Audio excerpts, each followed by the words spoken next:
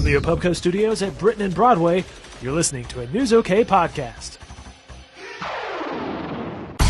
Hi everybody, welcome to another comics podcast. I'm Matt Price. I'm here with Kyle Roberts. We're going to talk about several comics this week, so let's get started. A few horror comics came out this week, right? Several big horror releases. Two new Stephen King comics, if you're into Stephen King.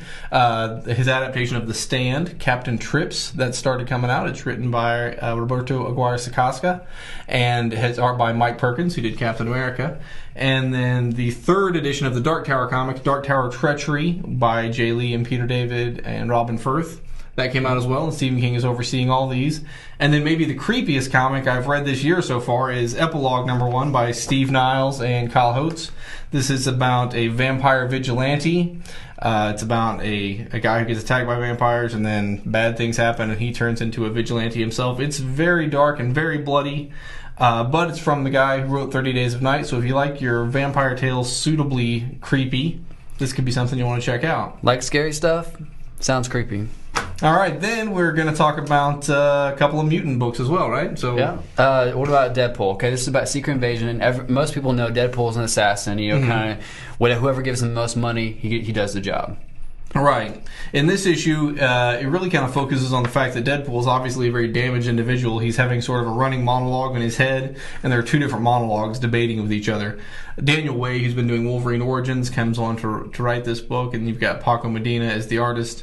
Deadpool attacks some Skrulls, but there's also some twists coming. So it was kind of humorous, a little bit dark. Launched to a new series. I think if you've liked Deadpool in the past, probably like this one. If you're enjoying Secret Invasion, this gives you a little different take on it. Does this play out Deadpool to be more of a hero or a villain or just a guy? Well, you don't really know. It kind of puts you in the middle of something. You don't really know what his motivations are. So I think they're playing that close to the vest. All right. Let's move on to Dragon Prince. Right. This is by Ron Mars, who wrote some fantasy comics for CrossGen Comics. Sojourn was one of the ones he was writing. He's working with Lee Moder on this one. He, I believe, is the artist of Wonder Woman for a while.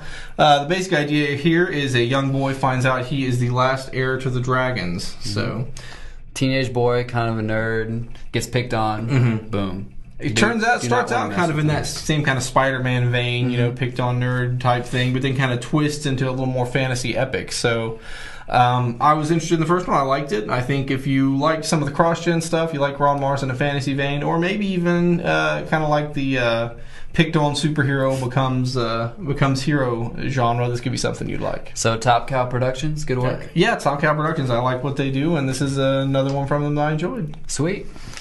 Now, on to Wolverine. Right, your favorite character. Yep. Honestly, I couldn't get over just the look of Wolverine. I know that's kind of, I don't know, shallow or, I don't know, whatever. I couldn't get into the comic just because it didn't look like Wolverine to me. But I did like the story.